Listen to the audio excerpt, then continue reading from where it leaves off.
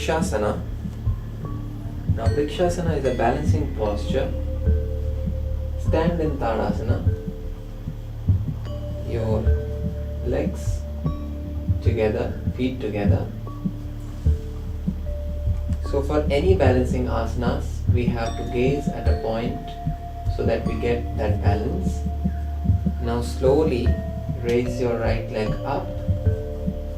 Bend your knees, hold your ankle with your right hand and place the right foot to the left inner thigh.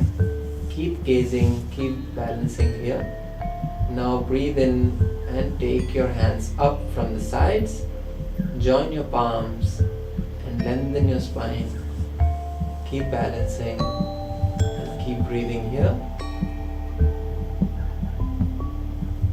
Now slowly breathe out, relax the hands and relax the leg. Stand in Tadasana. Repeat the same on the other side.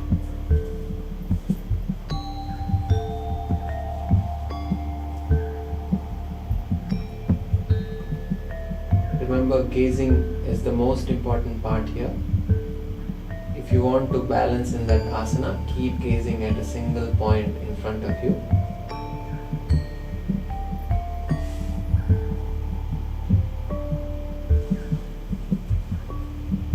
Now let us look at some mistakes of Rikshasana. Now come to Vrikshasana.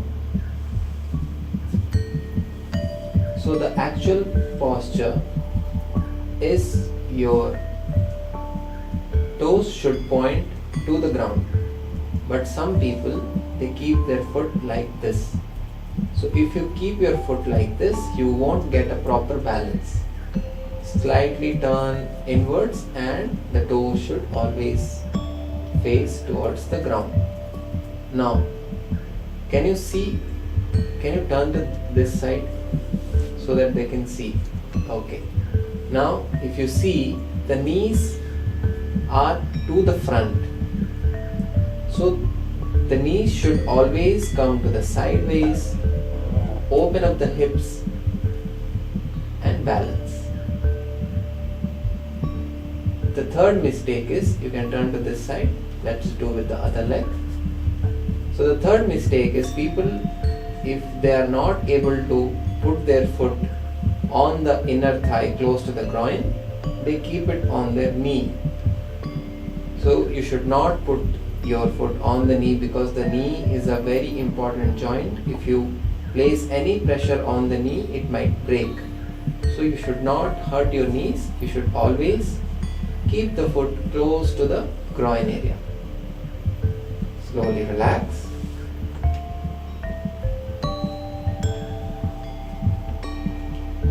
Let us look at some modifications to ease up the posture, that is Vrikshasana. So if you are not able to place your foot on the inner thigh, you can place it on the shin bone like this and join your palms above the head.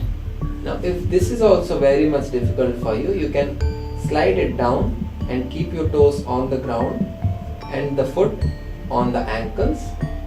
Now don't put any pressure on the ankles, you're just keeping the foot there for support, and you can stay here, or else you can take wall support also.